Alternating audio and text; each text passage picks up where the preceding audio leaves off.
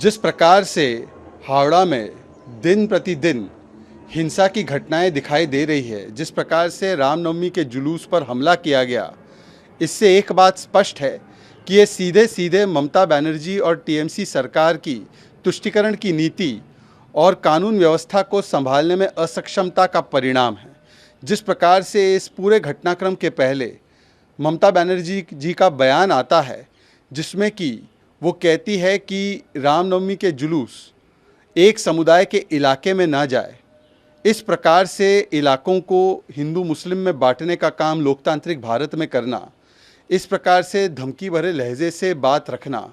जिस प्रकार से वहाँ पर तुष्टीकरण की नीति लगातार चलती आ रही है, इसका सीधा परिणाम है। और आज कार्रवाई करने के बदले, दंगाइयों के ऊपर ठोस कदम उठाने के बदले,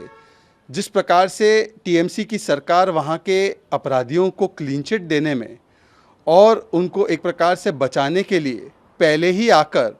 बयान देकर दोष हिंसा का किसी और पर डालने की कोशिश कर रही है, तो ये दिखाता है कि किस प्रकार से ऐसे दंगाइयों को, ऐसे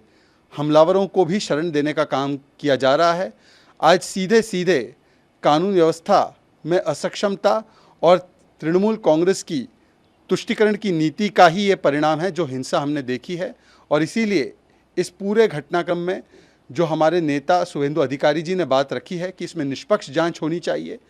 ये आज अनिवार्य बन चुका है, क्योंकि इस सरकार का कोई भरोसा नहीं किया जा सकता। जिस प्रकार से पोस्ट पोल वायलेंस हुआ, जिस प्रकार से अन्य भी हिंसा की घटनाएं हुई, ये उनकी मानसिकता को दिखाता है। जिस प्रकार से हावड़ा में दिन प्रतिदिन हिंसा की घटनाएं दिखाई दे रही है, जिस प्रकार से रामनवमी के जुलूस पर हमला किया गया,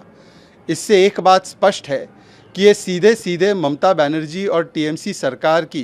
तुष्टीकरण की नीति और कानून व्यवस्था को संभालने में असक्षमता का परिणाम है। जिस प्रकार से इस पूरे घटनाक्रम के पहले ममता बनर्जी जी का बयान आता है, जिसमें कि वो कहती है कि रामनवमी के जुलूस एक समुदाय के इलाके में ना जाए। इस प्रकार से इलाकों को हिंदू मुस्लिम में बांटने का काम लोकतांत्रिक भारत में करना, इस प्रकार से धमकी भरे लहजे से बात रखना, जिस प्रकार से वहाँ पर तुष्टीकरण की नीति लगातार चलती आ रही है, इसका सीधा परिणाम है। और आज कार्रवाई करने के बदले, दंगाइयों के ऊपर ठोस कदम उठाने के बदले, जिस प्रकार से टीएमसी की सरकार वहाँ के अपराधियों को क्लीन चिट देने में और उनको एक प्रकार से बचाने के लिए पहले ही आकर बयान देकर दोष हिंसा का किसी और पर डालने की कोशिश कर रही है, तो ये दिखाता है कि किस प्रकार से ऐसे दंगाइयों को, ऐसे हमलावरों को भी शरण देने का काम किया जा रहा है। आज सीधे सीधे कानून व्यवस्था में असक्षमता और तृणमूल कांग्रेस की